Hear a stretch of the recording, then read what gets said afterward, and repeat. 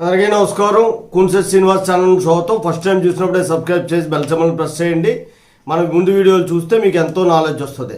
ఈరోజు హైకోర్టు జడ్జినంటూ ప్రసన్నారెడ్డి అనేటువంటి ఒక ఆమె మోసాలు అనేవి బయటపడుతూ దొరికిందన్నమాట. అంటే హైకోర్టు జడ్జిని నేను మీకు ఉద్యోగాలు ఇప్పిస్తాను అంటూ అనేక మందిని మోసం చేసింది. సామాన్యమైనటువంటి కేసు కాదు ఇది. హైకోర్టు జడ్జినంటూ మీకు రికార్డ్ అసిస్టెంట్ పోస్టులు, అటెండర్ పోస్టులు ఇస్తానంటూ 100 మందికి సుమారుగా దగ్గర డబ్బులు వసూలు చేసి దొరికిపోయిందన్నమాట. అంతేకాకుండా వేములవాడ గుడిలో హైకోర్టు జడ్జి హోదాలో ప్రత్యేకమైనటువంటి దర్శనం కూడా చేయించేసుకుంది. పలు సందర్భాల్లో నిరుద్యోగులనే టార్గెట్ ఈవిడ. ఎవరి నిరుద్యోగులు వాళ్ళని బ్యార్త్గా పట్టుకొని ఆవిడ హైకోర్టు జడ్జిని అని చెప్పి మీకు ఉద్యోగాలు ఇప్పిస్తానని భారీ మొత్తంలో డబ్బులు వసూలు చేసి ఈ వేములవాడ దర్శనంకి వెళ్ళినప్పుడు సీఏనే బురుడి కొట్టించింది. సీఏ గారి దగ్గరుండి దర్శనం చేయించి ఆమెకి స్పెషల్ దర్శనం చేయించి పూజలే చేయించారు.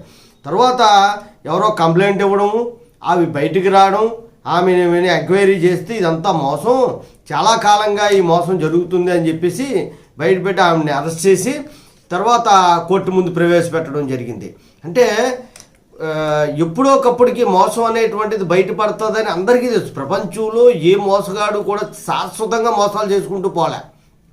దొంగతనం కానీ మోసం కానీ ఖచ్చితంగా దొరికిపోయారు. అలాంటిది ఎందుకు ఆ తోవలు ఎంచుకుంటారో అర్థం చేసుకోండి మీరే.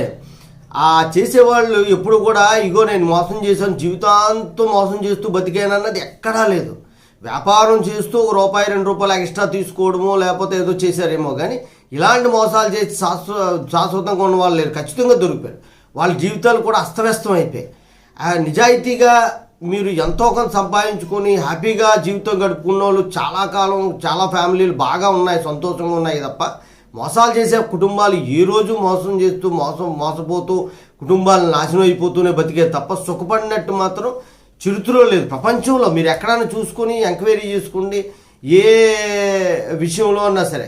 కానీ నిజాయితీగా బతికిన ఉన్న దాంట్లో ఉన్న హ్యాపీనెస్ మాత్రం మీకు మోసం చేసే దాంట్లో ఉండదు. మీరే ఆలోచించుకొని చర్యలు తీసుకోవాలి. జై హింద్, భారత మాతా కీ జై.